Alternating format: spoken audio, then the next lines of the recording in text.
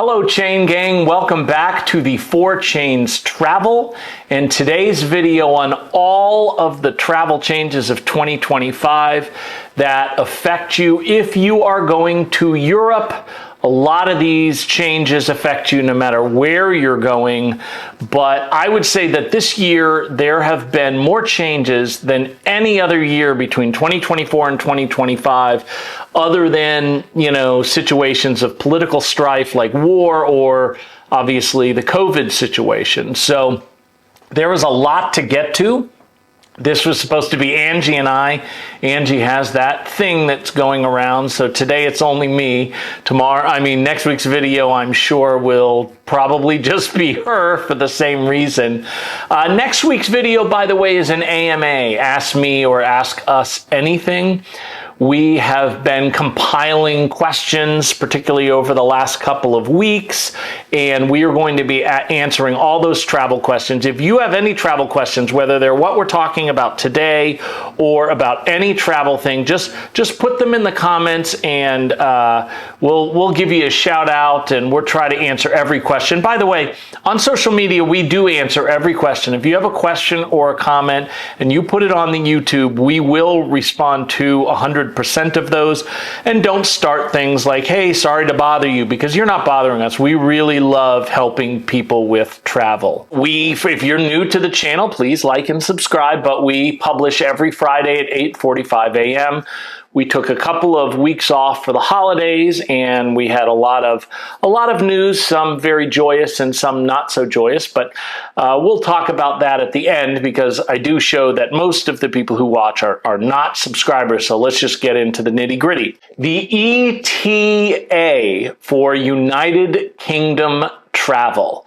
This is something that is taking place for 2025, and you absolutely have to have it unless you are either a citizen or a dual citizen of anywhere in the United Kingdom or in Ireland. If you have a visa, you don't need it, even if it's a work visa or something like that. Essentially, this is in lieu of a visa for visitors, and it is all visitors. So a lot of people have thought, because of certain other rules and regulations, that if you have an infant child or a kid under the age of a certain amount, that you didn't have to have it. This is everything. If they are 1 day old, they are going to need an ETA. It's not expensive. It is 10 euros per person. But you have to have it to get in. It's sort of like a visa waiver, if you want to think of it in a positive sense. You are going to need the following things if you were going there: a credit card. You're going to need your passport. You're going to need your face, because part of the process is they need to confirm that the person applying for it is the person there. And you'll need access to your emails. You don't want to go scrambling and time out of anything. So if you get your emails on your phone, like most people have that at the ready, that's going to be a security confirmation. One thing I want to note now, you can comment in the community if you are an exception to this, but I haven't heard of anybody getting denied for this. But essentially, the premise is you are applying for permission to enter. So on paper, you should be getting your ETA before you book airfare, before you book hotel. That's how it seems like on paper. Yes, I haven't heard of anybody getting turned down, but I actually, and this is not a joke, I got turned down for a bank account once because I had committed war crimes when I was president of Guatemala. This is no joke. We still have the picture where I was turned down. I will include it. So my point is, you just never know. You could get turned down. Now, I heard from somebody who thought that the ETA is what they used to call, or we're going to call, the ETIAS, what I refer to as ETIAS from now on. It is not. It is not a replacement. Now, ETIAS is a visa waiver type document. It is for the Schengen zone. It is different. So if you are traveling, you are going to need to get this if you're traveling particularly within the Schengen zone. Now, ETIAS is good news for the overwhelming amount of European travelers. It is not good news for us as full-time travelers. We will explain why. The reason why it is good news is that, like I say, it's a visa waiver. So when you are in the Schengen zone, you can travel between Schengen zone countries without getting a new visa. So it makes it very convenient for that. It only costs €7. That's good. And it lasts for 3 years, whereas the ETA for the United Kingdom and Ireland, that only lasts for 6 months. That's all good news. The reason why it isn't for us is that the crux of the Schengen zone is that you can only spend 90 days in the Schengen zone out of every 180 day period. So you have to dip out to countries that are not in the Schengen zone if you are spending an extended period of time, essentially over 3 months. The Schengen zone has been a thing for a long time, but what has changed is that other countries are getting added to the Schengen zone. So it is, it's becoming more difficult and more difficult. We like to plan a year and a half to 2 years out in terms of our travel schedule. And our original plan was we wanted to be in Croatia to get out of the Schengen zone. When you're in Italy, you see a lot of ads for Croatia, the Mediterranean as it once was. And we really wanted to go there, but Croatia joined the Schengen zone. If you see the video on day one of the World Series of Poker, I was playing with Bilal Rezvan, and he lives in Romania, and he was like, come to Romania, that's not in the Schengen zone, and I'll show you Dracula's castle and all this. Well, now Romania is in there. Romania and Bulgaria join on January 1st, 2025, so if you're watching this, they're already there. So most people, when they're getting in the Schengen zone area, they have to dip out to Ireland or Scotland or Albania or Montenegro. All great places, but it just makes it more difficult. In our case, we are going to head to Vegas because that's World Series of Poker time, so that gets us out of there, but we're definitely going to use those countries in the future. I think that what happened before with full-time travelers is a lot of them, not us, but would post videos. Hey, we violated Schengen zone, rules. Here's how we did it. What those videos, which are now irrelevant, the countries that don't police it very well. So you could visit the Schengen zone and sort of skirt around the rule. With the ETIAS, it is tracking. The purpose of it is for them to track your Schengen zone's time. So they're going to know automatically. Now, as of recording this, it is not officially the ETIAS is not officially live and required, but you have to book European travel so far in advance that I really think that you have to plan assuming that they will go ahead and go through it. Okay, let's hit some quick hits of other travel news. American Airlines boarding. They now have a deal where a lot of people, particularly on the East Coast, fly America to Europe, where if you try to board early, a buzzer will go off. So it will be more difficult to board before your selected boarding. Actually, it'll be impossible. So that's something that you need to watch out for. You can certainly watch our credit card videos on how to use points and miles to fly business class, and then you don't have to worry about when you're boarding. But, a lot of people fly American domestic, and we do, and we only fly business class when we're going overseas. Cruise news. Let's talk about cruises. A lot of changes. Mexico, Greece, and New Zealand have added big fees to cover the cost of, what they say is maintaining the port, but it's taken a lot of people by surprise, and it's not in your price of the cruise, which will say it has port fees, but when you go to Mexico, it's going to be an additional $42 per person. A lot of people are protesting, particularly because some Mexico ports have been skipped recently because of gang activity in the port area. So you certainly want to be where they're. Also with Greece and New Zealand, we have some followers that are taking a cruise to New Zealand, and they're going to have to pay that. Carnival Cruise has really increased their internet and booze charges. We put out a video on how to book the best cruise deals, and we talk about that. And then the other thing is protesters have been showing up to ports to protest. One of those is Barcelona. So I would watch, if you are booking a cruise in 2025, I would look both at the State Department's warning for certain cruise ports. You can look it up. It's actually relatively accessible and easy to find.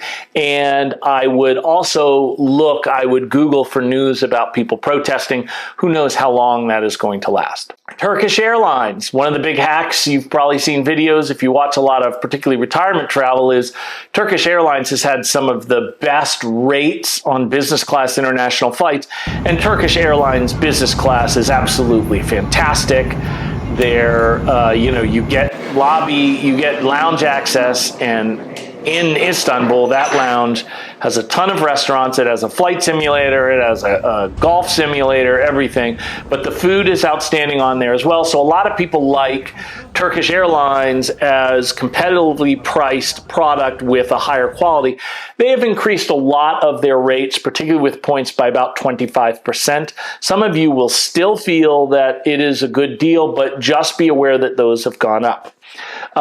In hotel news, Hyatt, particularly if you are a full-time or slow traveler, globalist, is something that a lot of us seek out, and we're among them. And I would still say that Hyatt in 2025 would qualify as the best perks program, best customer service for retirement travelers, but they have added a category 8. And the reason why that's not good is if you have a free certificate that you earn with Globalists and it's for categories 1 through 7, a lot of the park Hyatts that travelers like have been moved up to category 8, and you cannot use your free certificates for that.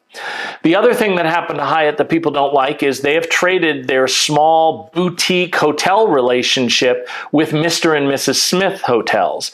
When this was first announced, there was a little back and forth about whether this was good or not. I think people universally feel it is not a good trade for Hyatt members, particularly with status these days. Going back to airlines, the Alaska Airlines Hawaii merger, at least at the beginning of the year, will be a big deal. Why?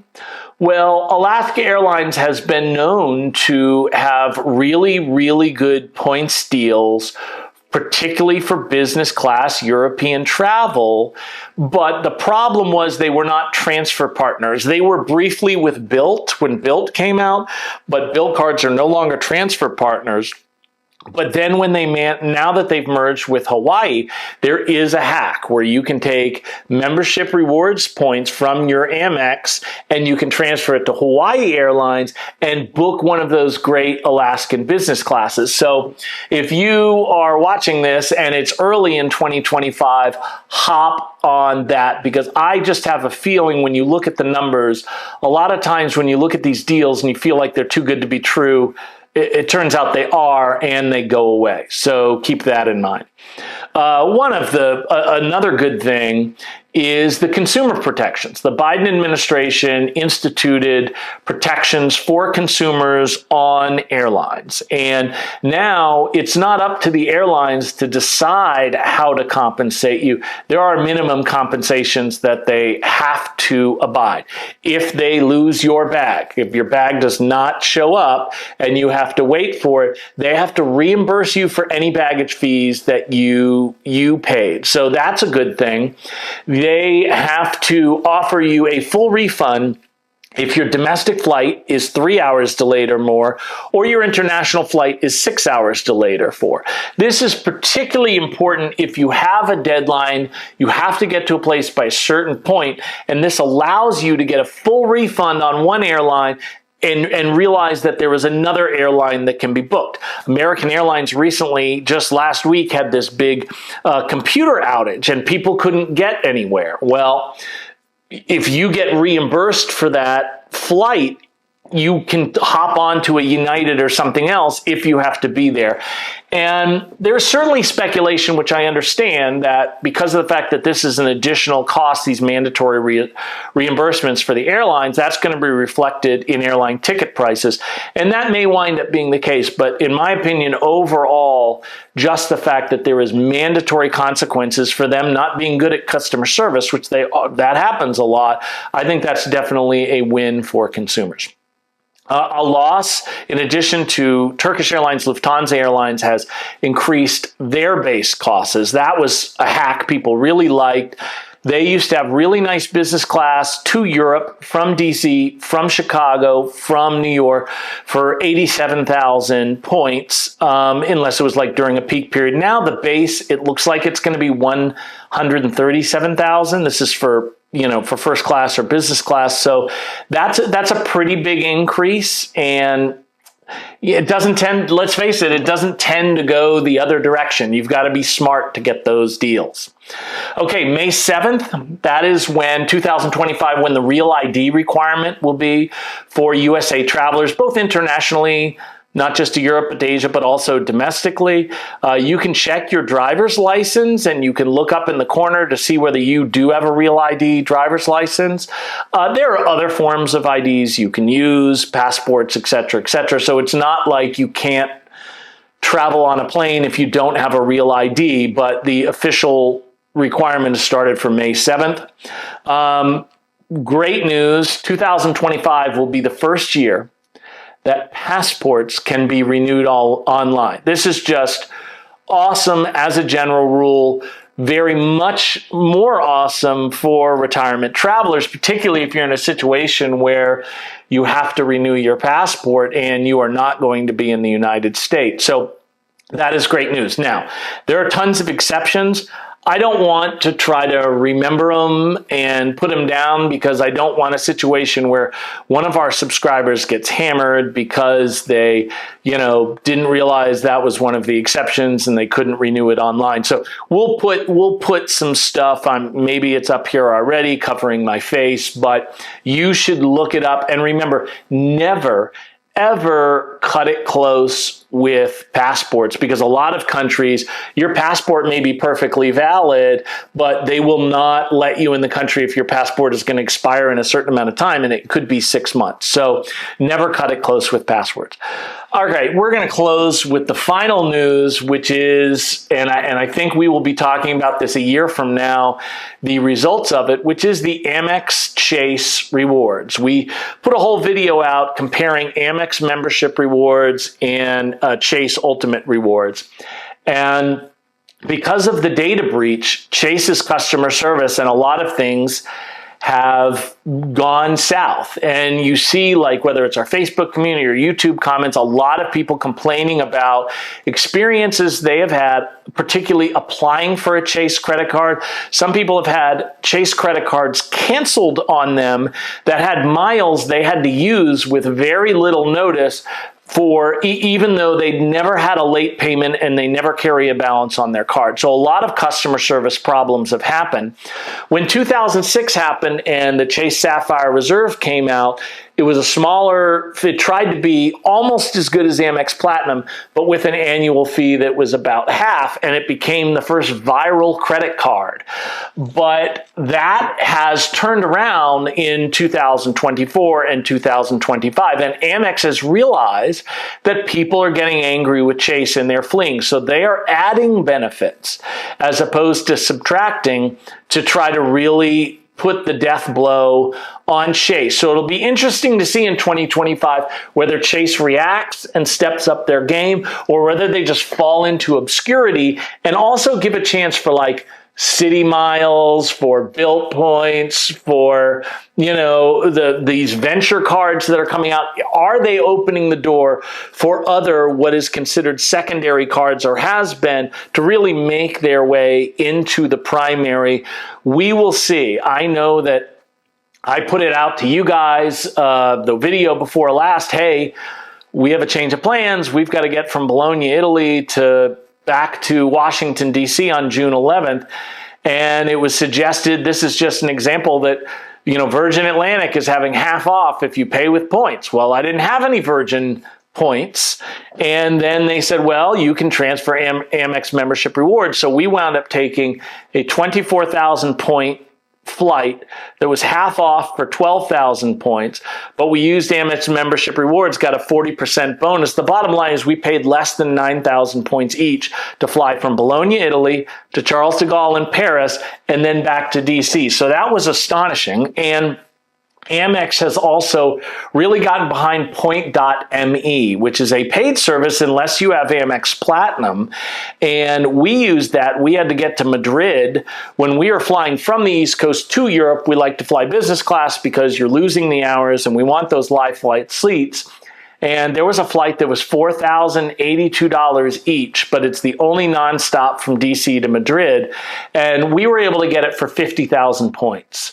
So Amex is really making themselves prominent, the #1 card, and Chase is either going to react or they won't. So for the community news, remember next week is Ask Me Anything. If you have any travel questions at all, whether it be about credit cards or cruises or whatever, please put that in the comments. We are looking for a few more to add to next week's video. The last 2 weeks have been kind of an up and down time for us. I officiated the wedding of Angie's sister, and it was this wonderful moment and bonding time. And unfortunately, actually during the ceremony, Angie's sister lost her dog, which they live right next door to us. So that dog was essentially just like ours too. And it was very tough. And there have been some family issues, but we're getting through them, and we will be publishing every Friday at 8:45 a.m. And we will see you next time on the 4 Chains Travel.